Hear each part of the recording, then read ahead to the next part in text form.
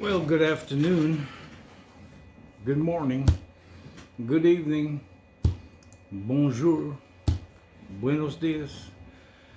Depending on what time you're watching this broadcast, I hope that your day is going well, has went well, and even if it hasn't, then perhaps through this broadcast we can make it better. I'm Pastor Ray Barnett, glad to be with you here on God's Answers for Anxiety and Depression. This channel here is a dedicated channel just to this subject. For those of you who have subscribed or you've been watching either on Facebook or YouTube, our YouTube channel for sermons and Bible studies is the Time for Truth Ministries.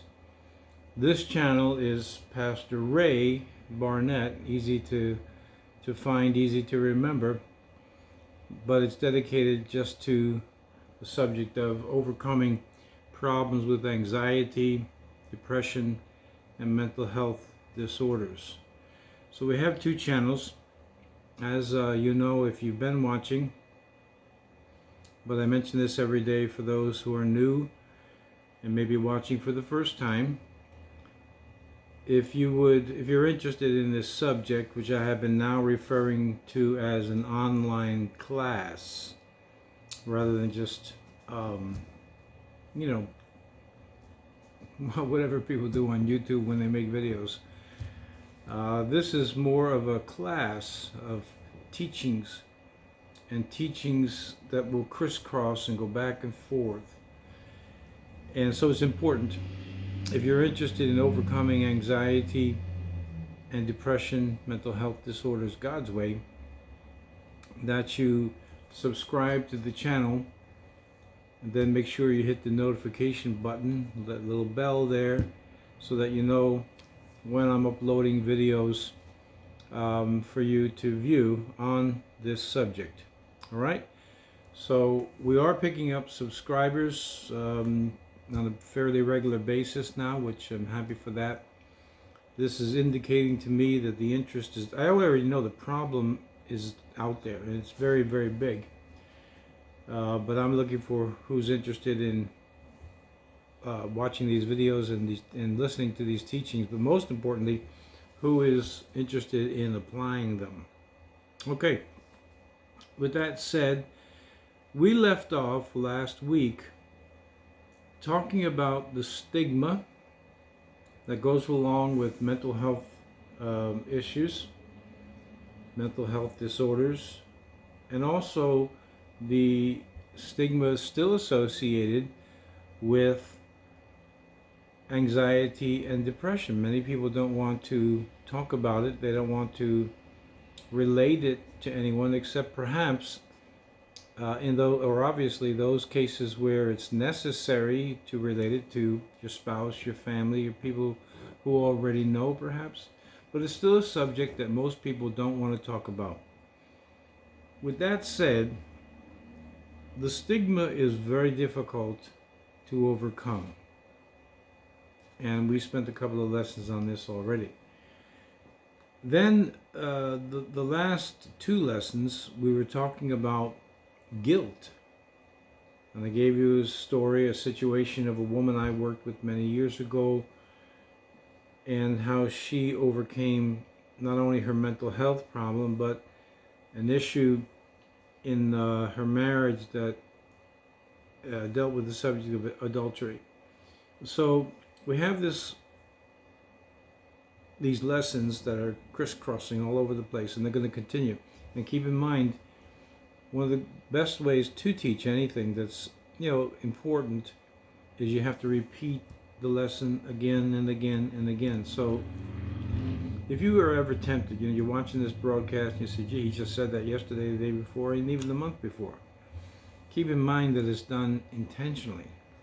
I'm not doing it because I'm not clever enough to think of something new every time I get on the air. By the way, as you know, or at least those of you who've been watching know, I wouldn't say I'm on YouTube a lot, but I do spend some time on it, and I do review different things and study some subjects. I've told you that. And I've noticed that there's a couple of YouTube um, channels where, every day it's something new. And I think that some of that has to do with creating novel topics. Not that they're not people are not interested in those topics, but that keeps the attention span of people, going from one thing to the next. But this is one of the problems we're dealing with, at least here in America, is the attention span is so small for so many Americans that you can't hold their attention very long. Churches for quite some time now have been purposely keeping their services and pastors keeping their sermons very short so that people will get something out of it. I operate on a whole different set of principles. I am looking for people both on this channel and those who are in my pastorate who actually want to stretch themselves and learn and grow stronger mentally. We don't deal with the physical aspect here, but I do a lot of training, courtesy in the gym. And spiritually, of course, this is the church's domain. This is my expertise, spiritual and mental. And I've shared with you before how many pastors and the people don't put these things together. Psychology is over here, spiritual things, whatever that is somewhere over here. And that's unfortunate, because there are answers in the Bible that God addresses the subjects of anxiety, depression, and so on. That's what we're doing here. So the stigma, very difficult to overcome, and doesn't look like it's going to be an acceptable subject to talk about. I mean, for those of you who have experienced it or are experiencing it, it doesn't look like it's going to be an acceptable topic anytime soon. So we got to live with that. But again, we have each other to encourage. Shame and guilt that comes from sin. Again, it's unfortunate. And I include even Christian counseling, at least some Christian counselors that don't make a connection. Let me say it this way: you're a Christian and you go to see a Christian counselor, okay? He or she has a degree in psychology. And you expect when you go that they're going to deal with your problem in a biblical fashion. Now, I'll say some do, perhaps many, and maybe even most. But it's still a shame to think that there are those who are Christians and also have a degree in psychology that treat you, talk to you the same way that a psychologist or psychiatrist would who doesn't have Christ. Well, that shouldn't be if it's Christian counseling. If it's Christian counseling, it should be biblically oriented or Christ oriented. Well, okay. So we have this connection in Christian counseling between the Bible and your problems. In this case, mental health issues, anxiety, depression. And we talked about that, and then we've also talked about the stigma over the last few broadcasts from here, from my office. Today, it occurred to me that I would like to address something that goes along with mental health, that goes along with anxiety and depression and so on. But it's also experienced by scores of people who don't necessarily have issues. They're not being treated for anxiety, depression, and so on. Though I'm going to show you that they're related. And what I'd like to address today, even if it's just this one broadcast, I don't know that I'll carry it over till tomorrow or not, is insomnia. People are not sleeping well, and they have not been sleeping. I'm speaking of Americans, but I don't know that it's not relative to many nations on the face of the earth. But in America in particular, we're having a problem sleeping properly. And so, what do? And you're not sleeping properly, and you get up in the morning and you feel really washed out, and you've been tossing and turning, and you say, I was up every hour last night. Now, I have nights like that also. But I'm going to tell you how I learned to be able to sleep through the night and put myself into a deep sleep, even when there's things on my mind. But that's going to be the subject of at least today's broadcast, if not tomorrow as well. We'll see. Insomnia. How do you overcome it? Well, let's first of all go through just a little bit of review on anxiety. Anxiety boils down to, again, when there's not a physiological problem causing it, such as, some kind of blood issue or an issue with one of your organs that's causing you to have, like for instance, some types of heart disease will cause like tachycardia. Paroxysmal tachycardia is going to bring your heart rate up to, who knows. I mean, I knew a man who, when tachycardia set in, his heart rate was over 200 beats a minute. I mean, maybe you're saying, well, I guess for me, my pulse has always been low. If it quadrupled, I know I would be exceptionally uncomfortable with my heart going bump, bump, bump, bump, bump, bump, bump, bump, bump, bump, bump. Okay, so there's organic reasons that you can have anxiety, but putting them aside, that you've been thoroughly checked out by a physician, we are having a problem, and have been having a problem, as I said, for quite some time, just sleeping at night. Many people get up in the morning, they still feel washed out, because even though they got in the 8 hours or 7 or whatever you have, I always like to sleep for 8. They just don't, you don't feel good. And many people don't feel good throughout the day. It's not just a morning issue. It's like throughout the whole day they don't feel good. And that's what I want to talk about today. Okay, so to review on anxiety in general, when it's not an organic issue, some kind of physiological problem with something other than the nervous system. Anxiety is produced when the muscles are tense. Right? These are skeletal muscles here, right? When these skeletal muscles get tense, they put pressure on the nervous system. When that pressure is prolonged, when that pressure is intense, well, then you're going to have a reaction from the nervous system, and it sends a signal to the brain, which is always one, well, we'll call it one word: danger. It's always a one type of alarm. Danger. Something's really wrong, and there's danger. I've shared with you many times the obvious. The fact that you're watching the news, and, well, is there really anything good on the news? I, for one, don't watch the news ever. Am I up on the news? Sure, because I read it. And why do I read it? I read it because I can go at my own pace. I read it because, well, people aren't screaming at me and yelling. I read it because I can read multiple articles on the same subject if it warrants that.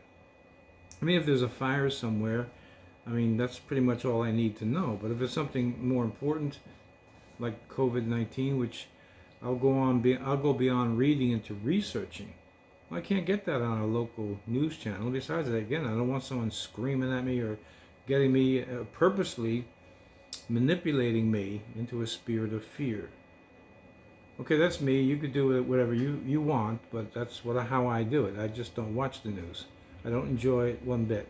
I don't really enjoy reading it either, but the point is there anything really good out there that you could turn on the TV, and news-wise, that isn't going to be some kind of impetus for inviting or inciting anxiety in our lives? Not been in my lifetime, and it's getting worse. So we have all of these pressures and stress on our life that's creating, and I'm going to just stick with the one topic now, it's creating insomnia. We're having a hard time sleep. In addition to the problems of the world, which stays on many people's minds, then you have personal problems. Problems in the marriage, problems in the family, your immediate family, your extended family, there's sickness, there's all these things. Then, for those of you who have some type of ongoing issue with anxiety, depression, and so forth, then you have that to boot. We'll make that central, then you add everything else out, the world, the family, the marriage, it's all mixed together. And of course, we have a lot of issues to discuss in these teachings here on this channel, but today I'm going to stick with insomnia. Now you're trying to go to sleep, and what do? You toss, you turn, you toss, you turn. And maybe you get up, and you walk about. You go to the refrigerator, you get something to eat, you go back in bed, you still can't sleep, and it goes on and on. Well, what I'm about to tell you, as far as putting yourself to sleep after you've already been in bed and actually fell asleep, is not going to be an easy thing to do. But if you'll be remember this. These teachings are not made for people who just want theory and philosophy. You can find that place. These teachings are designed for you to now practice that today, and keep practicing it every day, every week, every month, every year, until this problem is settled. And then, to maintain your health, mental health I'm speaking of now, to maintain your mental health by keeping up those habits. So, what I'm about to tell you about how to keep yourself in a deep sleep is not easy in the beginning. Here it is. When I'm having a problem sleeping, which is from time to time, but now this is what I'm giving you, I've been practicing for many years. When I'm having a difficult time sleeping, and I'm doing what I'm just talking about, I'm turning to my left side, I'm not comfortable, I'm turning to my right side, I'm on my stomach, I flip over on my back, you get the idea. I give myself 5 minutes to make up my mind. Now, I like to sleep more on my side and partially on my stomach. I give myself 5 minutes to make up a decision, left side or right side. So I actually give myself, which takes pressure off of my brain, I give myself 5 minutes of, I'll call it luxury time. It's not a luxury when you can't sleep. That's understood. But I give myself 5 minutes of a luxury to say, toss for 5 minutes, because after 5 minutes, you must make a decision whether you're going to stay on the left side or on the right side. So let's say I decide, okay, 5 minutes is up, tossing and turning is now over, and I'm going to go on my left side. Okay, so you roll over onto your left side.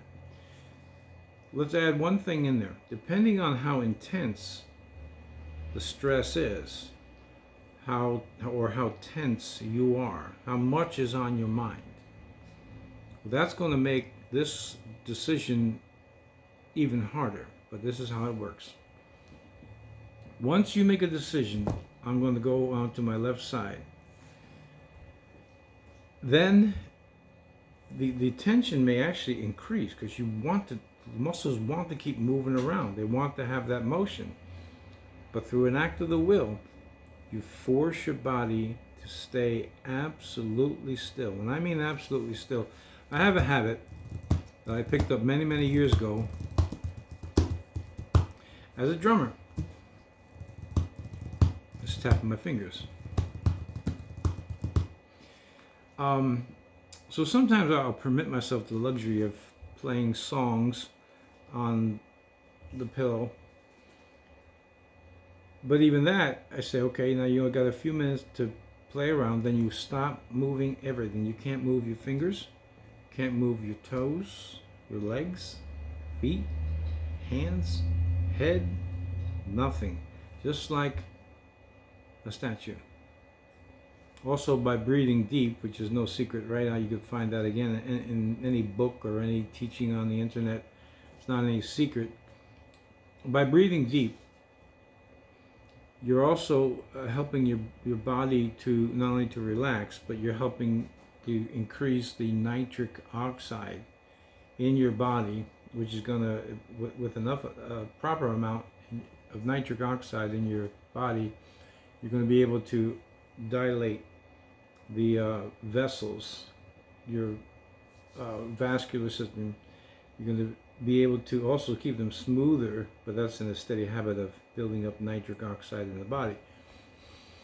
So you breathe in deep, and what happens is the body is starting to relax, but then the tension comes back, and you're tempted to move, but you cannot move.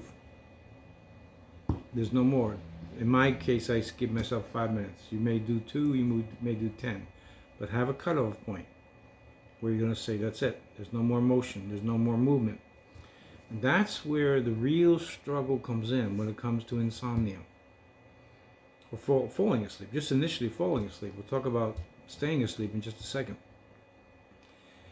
It's making that decision. Okay, well, that's kind of easy to do. What's not easy to do is to stay in that position and do not move anything.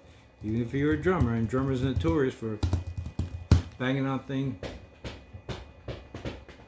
touching their legs, picking up spoons and all that stuff. Even if you're a drummer, you cannot move anything. It's time to go to sleep. Let me add these things in also before I neglect them and forget. It's good to put yourself into a routine. I usually call it my sleep routine. I'm always in my room, my bedroom, at the exact same time every night. The only time I actually watch television, and it's usually movies that I've recorded, older movies where I'm not insulted or violated morally, with the type of junk that we have today. And so I watch something, and it could be like the 40th time I've watched it. But again, that don't have to be you. That's just my habits. Why do you watch a movie 40, 50 times? Because I want it to relax me. I don't want to have... Now, don't get me wrong. I enjoy a good movie that I haven't seen before, as long as I know it's not going to violate me with profanity. It's not going to violate me with nudity and gratuitous violence and what have you. So the pickings are slim, as they say. So I prefer to watch movies I've already seen because I already know what they're all about. I know what's in them. In other words, I don't want this thing to stimulate me. I've had enough stimulation all during the day. I want this thing to be not necessarily boring. Just, let me give you another example. My father was an avid golfer. He loved golf. My brother and I, we never took it up. I found it to be boring. I found it to be taking up way too much time, and I always liked activities that were intense. Well, that was my difference between my dad and I. But what I do enjoy is turning it on when I'm tense, watching golf. Even the announcer is talking, okay, he's about to make this shot. He talks nice and low. Okay, and by the way, when you're tense, it's actually difficult to listen to that because you're all amped up. And I like the green. I like all the green. The grass. Everything's cut nice. Everything's neat. And because it doesn't interest me, my mind goes into neutral. So I just wanted to throw that in before I forgot, until we get back to the hard part, which is stop moving, stop tossing and turning. You want to get up out of bed, you give a command to your muscles, no, we're not going anywhere. We're staying right here, in this position, not moving, not even a little finger, nothing can move. Now what happens? First night, not so successful. You wound up getting up out of the bed. You tossed and turned. Second night, if you stick at it, was a little bit more, it was a little easier. Third night, fourth night, a month of that, practicing, constantly practicing. Don't move a muscle. By the way, this is something to practice during the day when you're not necessarily falling asleep, but just in a mode, put yourself in a mode of meditation. Nothing moves. I like to do this actually in the morning when I get up. is to sit there after a cup of coffee, Bible study, Bible reading, some prayer, contemplation. Then before I'm ready to actually start my day, is to make sure my muscles are all relaxed. I'm breathing deeply so that I don't start rushing right as I begin my day. So you make the decision, left side, and you stay there, and you don't move. This is not going to be easy, as I told you.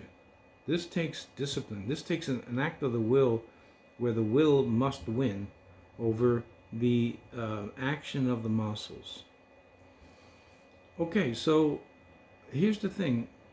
Many times, quite a lot, I can actually consciously feel, or that's not the right word, I can actually consciously see or remember that I'm dreaming. Yet I'm not really completely asleep. That means my body's going into that state of sleep. And I can actually know that, wow, I'm starting to dream. I know that may sound silly for you, but that's the way my brain operates. You may not have that experience, but that doesn't matter. What I want to say is this, is the fact that you will be sleeping at times when you're not aware that you're sleeping. As you get more proficient at doing this, then you will be actually out. Now, this is the introduction to overcoming insomnia.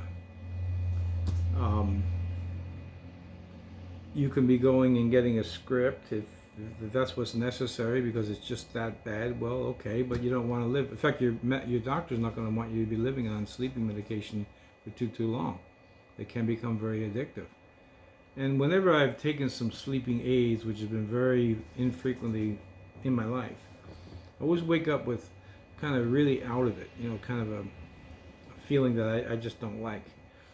In any case, we want to be able to do this naturally, without the aid of medications and drugs and so on. So let me say this quickly, and then we'll probably pick this up again tomorrow, because it is an important subject and something that tens of millions of people are having a problem with. And the solution is really right at your fingertips, which is motionless. How do I say it? You become motionless as you're putting yourself to sleep. But then you say, oh, but I wake up so many times. And the same thing happens again. Give yourself a couple of, I do like less, a couple of seconds now. Make up your mind, left side, right side. Okay, I'll shift. Right side. That's it. Decisions made, do not move. Now, I've been practicing it for so long that I'll fall right back into a deep sleep within just a few minutes. You may not, and probably will not, in the beginning. But if you continue to practice this, and remember, this is not easy to do. Much of what I'm teaching you, including all these biblical principles, are not easy to do. But the beauty of it is, it'll give you a permanent solution, in this case, for insomnia. You'll be able to put yourself to sleep, even when you're very stressed and very tense. All right. We'll pick this up again tomorrow, I guess. I think we need to talk a little bit more about how to overcome insomnia. Remember, please, to subscribe to this channel if you are expressing interest in learning how to overcome anxiety, depression, and other mental health issues by the Word of God, God's answers for anxiety and depression. So please subscribe so I know you're interested, and also hit the notification button so that you will know exactly what time I've uploaded a video. It's pretty much the same time every day, but sometimes there's traffic is heavy on YouTube, so it could vary. Please subscribe. Please hit the notification button. Please keep me in prayer. I will pray for you. Comments are starting to come in, so we're off to a pretty good start here on our 5th week of broadcasting. So let me pray for you before we finish today. Father, I just ask you, there's so many people watching right now that have difficulty sleeping, and they get up in the morning and they feel so tired, and then they got obligations and things to do and jobs to go to. You say in your word, I will both lay me down in peace and sleep, For thou, Lord, only makest me to dwell in safety. Communicate that truth from the second Psalm and there's one again in the fourth Psalm to those that are watching today. Help them to beat the problem they have with insomnia. I pray in Jesus' name. And remember, Christ is the Prince of Peace. He's the King of Kings, the Lord of Lords. And he desires for you to have peace, which is the antithesis of insomnia. A man who lays down with Christ can sleep because God has everything, and he truly does. God has everything under control. So if you've never received Christ as your Lord and your Savior, do that today. Ask him to come into your heart and into your life and lead you in his ways, forgive you of your sins, and wash you in his blood. Thanks again for being with me here today. I enjoy giving you these lessons. I hope that they're helping you and that you enjoy them also, and most importantly, that it's helping you to overcome your issues and your problems with anxiety and depression. So until I see you tomorrow, God bless you. Again, have a good evening or afternoon or whatever time you've watched this video. And tonight, have a good night's sleep. Okay? God bless you. See you tomorrow.